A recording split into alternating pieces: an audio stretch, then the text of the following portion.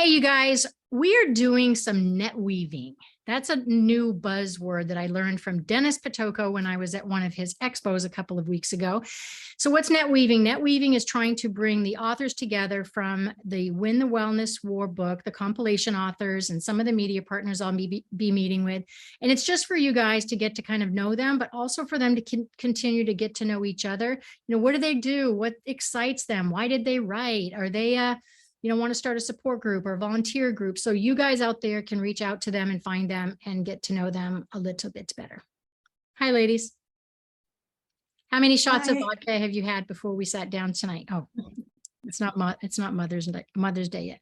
Are you guys all planning something for Mother's Day? No? Yeah. I got to celebrate Mexican Mother's Day yesterday. So my boys took me out to dinner and hot tubs yesterday as a surprise. Oh my gosh, that's awesome. That's really, really good. All right, we have in the house, we have Faith in the house. We have Lara Croft in the house. It's the only way I remember how to say her name.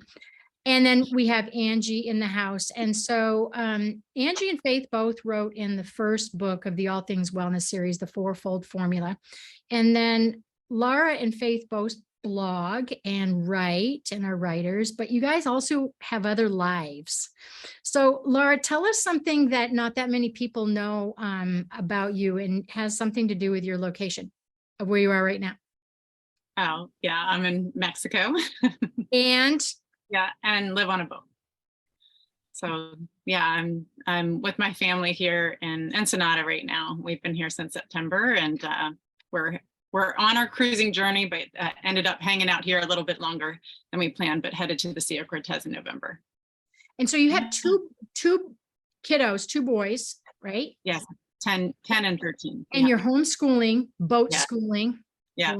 Whole new word. And so share with everybody what your background is and why you guys kind of decided to do this stuff. What's your background? Because they're not going to know about you till the book comes out. I know.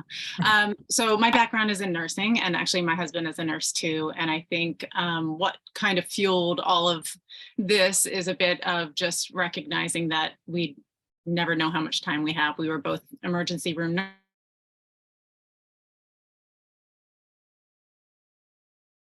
nurses, urgent care. So people, for both of us, we just really wanted to be able to have time with our children, have that intimate connection with them, and then also explore the world with them. And just be able to tap in and do those types of things before anything unexpected hits. I mean, you never know, but at least we err on the side of caution. Yeah. Go ahead and head out. Kudos to you. A lot of people don't do that type of stuff until there's usually a catastrophic something, right? Like somebody gets sick or we wait till it's too late, or we wait till we retire. And then there's a story in the book written by Anita Vandenberg, and she hasn't had an opportunity to do a story teaser, so you guys haven't seen her, but her story really is about don't wait to retire-ish kind of theme. Her parents, she had a great, fantastic family and a great upbringing, and Alexxa's coming into the room here. And she had a really, really good upbringing and everything, there wasn't like trauma, big things like that. And that was kind of the message. Hi, Alexxa. Hi. That's kind of the message in her story, is exactly what you're doing out there with your family, is taking advantage and don't wait. And so that's really, really, really cool. Alexxa, we're recording and decided to go live on social media with it and post it later. Is that okay? You look good. I guess so. Hey. I'm so scared of live, but no, you look good. You look good. Okay, so keep that thought. So you come from a nursing background. Faith, tell us a little bit about what you do at work, and then we'll figure out the at play and at home. Well, I currently work in pharmacy. I've worked in lots of different professions. I've worked in debt recovery. I've worked in HR for 4 years. I worked in quality management, compliance. So I've completely changed careers again. Yes. Did more of after sort of 3 years of working from home and COVID and being completely isolated, I wanted more of a sort of a customer facing role and just seeing more people. So you went to pharmacy where everyone is happy, looking for their pain meds. I can't even imagine. And in the UK, it's a little bit different in pharmacy, I'm sure, than it is here, but okay, good, good, good. And then Angi is sitting home recovering from bilateral knee surgery, which is challenging, but tell everybody you've got a little bit of a medical background. Share what you do at work.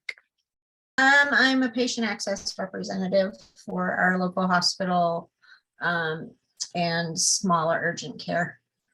So you're bringing the patients in, getting them all situated. What does that mean? It means that they check in with me and I take all of their information, insurance and IDs and all that, put in for what they are being seen for, and then check them in. And then if they need appointments on their way out with other physicians, I make those appointments Make as those well. referrals. Cool. Okay, we got some. Okay, all right, we're going down to Alexxa here in the corner. Alexxa, Goodenough. Is that not good enough of a name? I love it. Okay, girl, talk to us about what you do at work. What's your work arm of your life? Oh, I do a lot of things. Right. I say I'm like a entrepreneur, a polymath, whatever. So I do consulting, I do healing work. I would say I'm a holistic healer. I do EFT and numerology and a bunch of different modalities. My past life, I did social work and therapy and a lot of different types of consulting, which kind of led me to try to find ways to kind of bring it all together and be able to help people grow their lives, whether it's their business or their life, and really just, it's all connected. We're all every part of our life. So yeah, that's what I do. exactly. Exactly. Perfect. So what do you guys do for play? I'm wondering if you guys are mostly right brainers or left brainers. I think I have a lot of right brainers in the room. Creative, empaths who paint, just the opposite of me. Lara, what do you do for fun? Yeah. Lara? Paddleboarding, yoga, just get anything in nature. Really enjoy hiking and just getting outside and moving my body. Did you fit that in when you were a nurse and you were in kind of the, the Western medicine world? It's going all crazy and were you able to fit in that type of self-healing things? You did. Good job. Yeah. In my story, it integrates how all those things kind of came in by pulling, that were kind of initiated from the nursing field and just seeing kind of a gap of what needed to be coming in. And it's definitely grown through the years and tried different things and had exposure to different things as the years have gone on. So I love that world. The holistic, like Alexxa was saying. Well, part of it is doing it long enough to see that it makes a difference, right? You guys, and I am strong left brain. I'm 70-30, Lord be, I don't even want to be with myself sometimes, but I do know all those things work conceptually, right? But it's like, until you really make it part of that outcome, that data, that science, that's like, wow, I sleep better. I have less injuries. I'm nicer cognitively. I got my, I'm dialed in, and it takes consistency. So yay for you. Faith, what about you? What do you do for your play part of the work, play, and at home? What's your creative side? I like lots of things. I like art and photography, and animals, but I also love horse riding, going bowling, karaoke, singing. Like last year I did a skydive, so I like to do more extreme things as well. So it's there's I love to do these things because we've been together, in our private Facebook group and lots of marketing and things like that. But when you get into this side of you guys, the human kind of side, it's just like, Faith is probably one of those that you look at you would say skydive. Like, she doesn't have that, like, yes, you do like to do, you have your singing bowls and also, has that stuff pushed off now that you've got this new pharmacy out and about job, or you keep that going? I've not been doing it as much because I have been working a lot of hours, but I'm trying to build it back in because it's really important. I don't think I've been having enough fun in my life recently, so it's important to build it back in. Yeah. So good. Angi, what do you do for fun and play? What are your things? Well, lately just resting. If I can, if Chilling. I can go for a walk at the local retail store, I do that. I just started driving again, but I like to crochet. I've been crocheting my new grandbaby. I made her a blanket and just hang out with the family and try to spend as much time as I can right now with my daughter, just because we've been lucky enough to have that time together recently. So That's so good. Crocheting, God. The good old days, back in the day. I could probably whip that up again. It's just been a long, long time. Alexxa, what about you? What's your play arm of your life? I also love karaoke. I used to jokingly say I was a karaoke addict. I love to event plan, and that includes just inviting the world to something. So like I'll find a karaoke spot and just invite anybody who wants to come. And just I really love to bring people together. I'm definitely a foodie. I enjoy just learning and creating new opportunities for myself to try something different, but I'm not like a skydiver. So it has to be, it has to be like somewhat under control for me. Yeah, something, yeah. Yeah. Not Yeah. really. And then, I have kids, so I'm always doing stuff with them. Now I have a 3-year-old. He is a lot of play all the time. Yeah. So. Yeah, it's kind of that balance, isn't it? I mean, if I could go back, we can't. I get it. I've got a 29-year-old and a 36-year-old and 2 grandbabies. And we always look at that as if, we could go back. I know I would be a more calm, we can't really, right? In the 20s, we're building our houses and our careers, and we're just trying to do our damn best as it is. And I was a young mom first time around. So it wasn't like I couldn't get on the ground and do those things, but I would be different in that arm of my life, Yeah. 30 years Well, old, girlfriend. my story is I feel like I went backwards. So when I'll try to make it quick, but when I was 2, my first sister was born, and I kind of was a mom for my whole life. And then I, fostered and adopted my sister and my nephew. So I feel like I had a lot of patience, and I built my life around taking care of them because my son had autism. Well, he has, but he's not he's 18 now, so he's not living here. And now with my 3-year-old, things are very different because I'm older. I've had a lot of things happen. So yeah. And because my childhood was different, I think I'm not used to play and stuff. So I am conscientious of trying to bring that into my life and definitely having it there for them. I think a lot of people are going to relate to your story in that same sense, but you really had to grow up fast, and you really had to be that big girl, think big girl, get it done, black and white.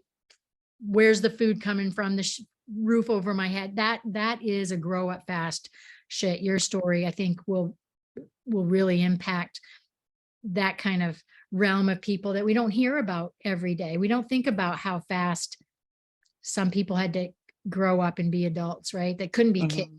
Yeah. Yeah. So. Yeah, I had to be in play. They put me in play therapy when I was young, and I was like, I don't know what to do. So it didn't really work. Isn't that interesting? Yeah. Yeah. Isn't that weird? That's not weird, but that you have to learn that. It's like some people have to learn their love language, right? Learning how to love others differently. Like if it's words of affirmation and it's not yours, or learning to play is kind of like learning to cook. It's like, I never really thought about that. All right. We're going to go around, and I want to see if you had to volunteer some of your time to a project or an organization, what your thoughts might be. And it doesn't have to be like a real thing like Red Cross, but what lane would it be? Lara. I work with a nonprofit, and it's Eat, Breathe, Thrive. So it's works with people who are recovering from eating disorder or struggling with body image or disordered eating. So a lot of my energy goes there. Did you hear that, people? I didn't even know that, or it didn't absorb in me that you did that. That's awesome. That's awesome. So do you do that now that you're in the boat, the sailboat? Do you participate via Zoom? How does that work for you? I have figured out how to be able to teach yoga, because it's like the program is like an hour of psychoeducation, an hour of yoga. And so I can sit and chat on Zoom, and then I can miraculously figure out how to was able to figure out hanging things all over the place to get the right view to be able to do yoga on the boat. So Oh, that's great. I'll make Yeah. sure I put stuff in the comment section for people to reach out for you to you. Yeah. Because, yeah, there's you some know, great eating programs. disorders, man, I know. I worked with a lot of teens way back in the day, and that was back when males were like 1.5% of the population with eating disorders, which was always underreported, right? And Right. now it's definitely gone up, you know, overeating, undereating, binge eating. I mean, it's a whole thing Yeah, for, whole I think we whole all have it. spectrum, Yeah. Yeah, good, good. That's great. Faith, what about you? If you got, what's your interest? And I've spent a lot of time helping animals across the globe, rescuing them, bringing them to the UK. I also support the NSPCC, which is the National Society for Protection of Cruelty to Children. That's something I've supported for about 15 years. And also Rethink Mental Illness, because I think it's time that we started to promote mental health, and that most sort of, they say 1 in 2, 1 in 3 people will suffer with mental health at some point in their lives, and I think it's just not talked enough about. Good job. Look at you girls. That's so good. Angie, what about you? What would be, or what is your interest of helping others? What lane would that be in? It would probably be like drug rehabilitation for addicts. If we had something like that where I could go in and donate my time, volunteer. But, I work 2 jobs, so I really don't have a whole lot of extra time to do anything. If I didn't like or love my family, it would be easy. But I like to spend time and travel. So, but that's where I would venture into. And your first book and your story in the fourfold formula really did a good job of explaining kind of what you're talking about right now, if people want to go back. But still, you'd be willing, if people reached out to you via email or something, to just chat or ask some questions, right? Kind of share your story. Yes, of course. Yeah, cool. Alexxa, what about you? Oh, well, for sure, helping people to start, a nonprofit, but also working. I do have and continue to work with people in regard to foster care and mental health, and a lot of different organizations. My career started in the advocacy world, so this is a huge part of everything I've always done, I guess, with my heart. Mhm. Yeah.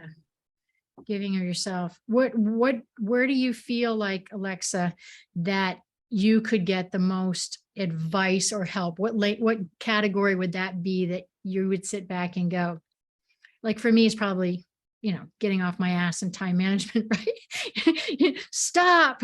But I mean, what area would you say that somebody could help you the most improve your health and wellness? Oh, for me, it's like, one, just sometimes the confidence, like just me being I want to be behind the scenes. I would love to help coach Peggy Williams do everything she does, and even support all of her people in the background and not be the face. Like, right. I want to, but I've also learned that becoming the face helps so many people, as tough as that is for me. Yeah. And so that, and then also supporting. I think we all love getting support in the things we don't like to do, or so like all the systems and the background and the foundational. And it's interesting because I actually can build a website. Like, I learned web design and all of that, but like, I don't want to do it. Right. I'd rather teach someone else to do it and let them do it for me. I'll take the time, which takes longer, to teach them. I really respect that. I remember I had this kind of awakening. It was like in 2017. And when you're an entrepreneur or a solopreneur, or you're trying to even raise your family all by yourself, right? It's like, you have to do it all. You do the accounting, the marketing, and then you do the, there's no one else. And so I got to this place where I was doing what I want to do and I don't want to do list. And I was like, I don't care if I'm good at it or not. I don't want to do cold calls. I don't want to Mhm. do marketing. I don't. And I really was able to define the list of like, because that's where I can shine. Obviously, the stuff I like to do. I still have to do other shit, like you said, we don't want to. Yeah. But I hear what you're saying. Faith, what about you? If you could receive some free advice or someone was to help you, what area would it be for you? It's probably be on confidence, because I think I'm very much an introvert, Mm. and I do struggle to use my voice, and I struggle to put myself forward for things. I'd much rather be in the background. So I think sort of, yeah, it's for me, it's confidence and putting myself forward, because rather than stepping back from things. So, Lara, are you a background, foreground? What are you? A little bit of both? I've learned I'm definitely prefer background, but I yeah, have learned to do more foreground, I guess. What Yeah, I area find would it, you want the most help or improvement? Where do you feel you still? yeah, I think it's that confidence piece of the, putting your own stuff out there. I love looking at what other people are doing, and like I can see where they shine and do all. So I love that piece of things. And so I've actually been looking at focusing more on like content copy and using, Alexxa and I went through numerology, training together. And so I've been playing with like pulling the two together of like, let's see what your strengths are, and then what is the content or copy that you need to get on your website. And I played with a girlfriend with that, and we just had the most wonderful afternoon, because it just takes away that, the stress of trying to write about yourself is immense. Like I feel like other people, it just flows out, but when you're trying to articulate for yourself, it's very, very challenging. So I have to say too, we did the 21 Days of Magic together in a collaborative event. I guess I put together, yes, and yes. she did the copy for that, and we went through the process together, and it was amazing. So oddly, I don't want to be the forefront, but I do well in leadership roles, but it's really because I love to, like, Laura's amazing at doing that. She did an amazing job. Yeah. It's interesting that you guys say this, because that's part of what I push in my wheel, is that purpose and passion piece, right? I spent so many years doing workshops on peel back your onion, what's your why? What's your why? And let's go deep on your why. And it's still buzzword. It's not going away. It's just the way that it is. But until we think of really what the passion is, which we can still do at 15, we can do it at 10. What really drives you? What gets the whites of your eyes shining that you sit up? That's when you know somebody's dialed in, when they're leaning in and they're like, yeah, this stuff. So why can't we, embellish this and, promote that stuff, and we can all do the other stuff. Like I'm looking at you guys right now and going, oh man, I need to make like lots of money so that I can hire all these people to help me, because you guys are exactly what I hate. Angi, what would you say for health and wellness that you would seek some, guidance on if you could? It would definitely be the confidence part of it. Really? See, I didn't even know that about all you guys. Really? Yeah, because I'm not. I wonder if we're all comfortable introverts. I know I'm an INTP, and no one ever thinks that about me. Right. Seeing that interesting. Well, sometimes we have to put on that mask when we're doing something we love, like when you're doing your 501c3s, you love doing that stuff, and you eventually have to be the brand of it, the face of it. So you force yourself, and people see you're a leader, and they wouldn't see that you were an introvert. Yeah. Well, I think all of But you when are. you love something, it's different. You're talking about that thing, right? I think. But that's the key. You nailed it, because that's the key. And I think that you've all said this in a little bit of a way, is that becoming a writer like you guys have, and all different avenues. It doesn't matter if you write at home on a gum wrapper, right? Or your journal, whatever.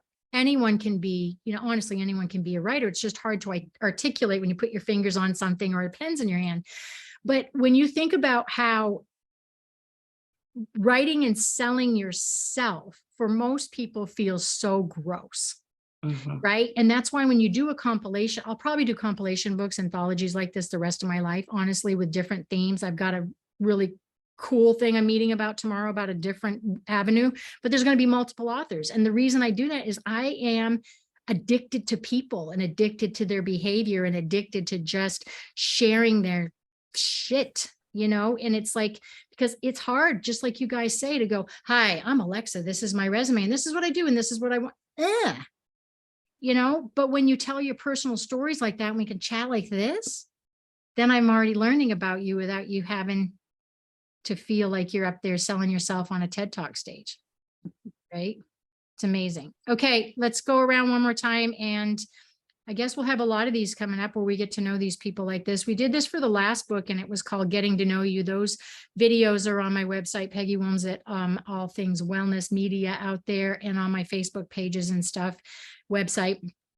So we did the story teasers for the first book. We did the Getting to Know You. We did the story teasers for this book that are on the website author page. And I guess this is now turned into the same thing it was last year. Getting to know you. Getting to know you. All right, I put it on my calendar as co-author connection. Ooh, I like that. I like that. Oh, I like that. Okay, that sounds really good. And everybody else is learning about you too, right? Right now, that's what this is. We're going to share out. Well, Okay, we're connecting to each other and all the World. people that are connecting with us. Look at you. Yeah. You connector of people. You connector of people. All right. So what's your goal, Faith, in the next year? So now you've been writing, you've been growing in this last year. All of you guys have been, myself is included, all of us have been. What is your, where do you see yourself in 2024? Where do you see yourself next year? I actually see myself growing more, becoming more visible. It's more than what I am now, and I think it's just baby steps to get there. But yeah, I think it's becoming more, just more visible, I think, than I have been. More visible about the things that you're passionate about will make it a lot easier, right? That I connect with, just using my voice more rather than sitting back on the sidelines and not speaking. Yeah. As I say, get out of the stands and into the arena. That's where, you're right down there. Angie, where do you see yourself in a year from now? Your knees will be healed. That's what you I say. hope so.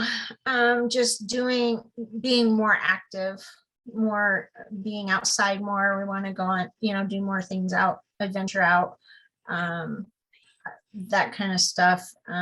Maybe continue to write depending on what, what's going on, what the theme is, I guess. Yeah. And spending time just with family and traveling, but without pain. Without pain. Yeah, you suffered for many years with those knees. Many, many years. She needs some help with stubbornness. If any of you can reach out, stubborn. It's genetic. She has it worse of anyone. All right, Lara. Where do you see yourself? Yeah, I think more writing. I just feel like this, I have to say, Alexxa pulled me into this, and I'm just so grateful because it was in numerology. I have the writer card, and I was like, no, I don't want to write. No, I don't want to write.